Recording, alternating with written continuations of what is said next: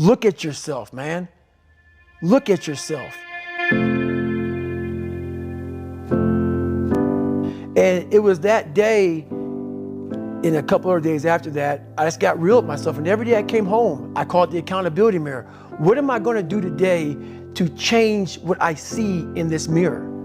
What am I going to do today? And a lot of it was I stopped sitting with the cool guys. I actually tucked my shirt in and went to school looking like, hey man, this is how I'm going to look. If you don't like it, so be it.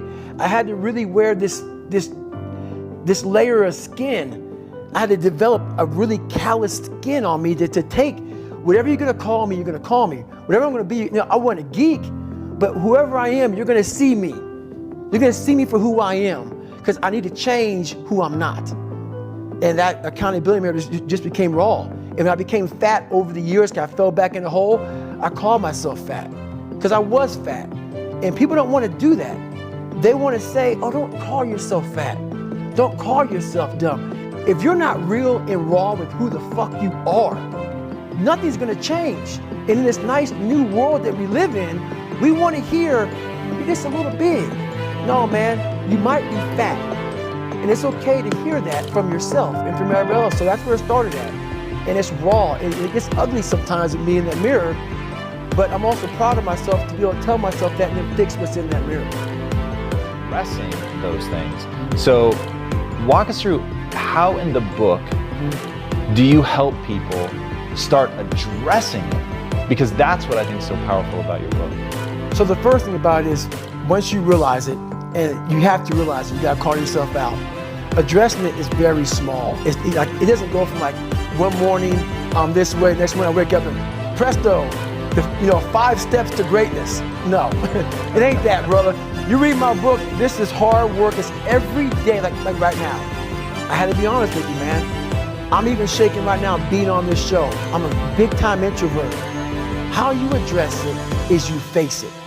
You face it every day. You face it every single day of your life.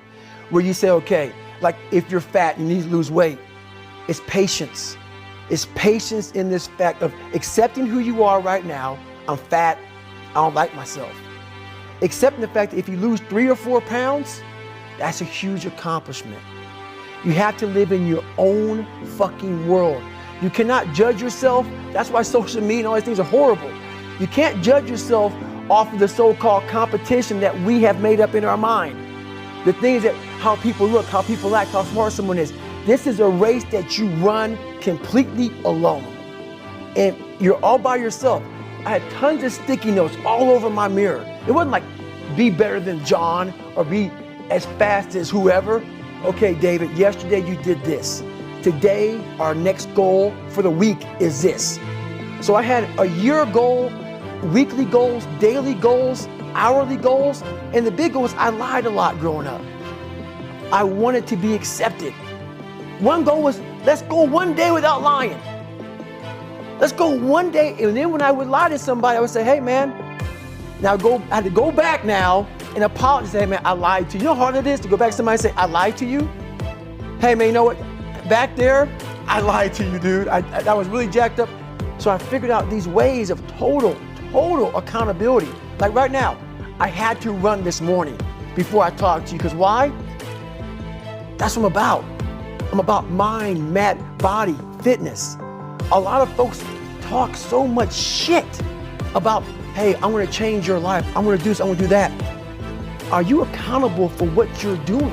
Are you accountable? And I mean to the T for what you're saying. I am. And that's where it started. It started with that total accountability of, let's not lie today. Let's tell people the truth about who you are. And when you can get on and tell someone, like I'm doing right now, exactly how fucked up you are, that's the goal in life. To put your life on a billboard, on the busiest road, in the busiest highway in the world, and say, this is how fucked up I used to be. Take it or leave it. You can't look at this gigantic list and say, I gotta change all this shit. My God, this is crazy. No. You take off the first one, I wanna be smarter. For me, that was my thing. I have to become more intelligent. I have such a severe learning disability, man. I can't retain shit. I had to now get that one thing and then strategize in that one problem. how can I do this? I'm not gonna learn like you. I'm not gonna learn like anybody else. How am I gonna figure this out? So I then figured out, okay, where are my strengths here? Where are my weaknesses in learning? All right, man, how am I gonna do this? And I figured out a way to do it by just strategizing. So how I learn to this day, if I have a big manual to study, I will have to get a bunch of spiral notebooks from the daggone store. And each page, I have to write each page out, maybe 10 times. So there was a 1,000-page dive manual that I got 18 months before I went to dive school. Most people, I'm not smart, I'm gonna go see if I can pass this test. I realized, hang on a second, I'm not smart. How can I get past this? How can I get through this obstacle? I need to acquire this book 18 months in advance, because it could take me 18 months to write down each page over and over again to then put it to memory. So when the question came up, I had written that question so many times down on paper that I can recall, okay, page 71 was where I remember seeing this, and I can recall it that way. And that's how I did it. So you gotta strategize on each problem you have in life. Slowly break down that problem. Don't think about all the problems you have, just one at a time. And before you know it, you fix all these problems, but you cannot focus on all of them. Just on the one thing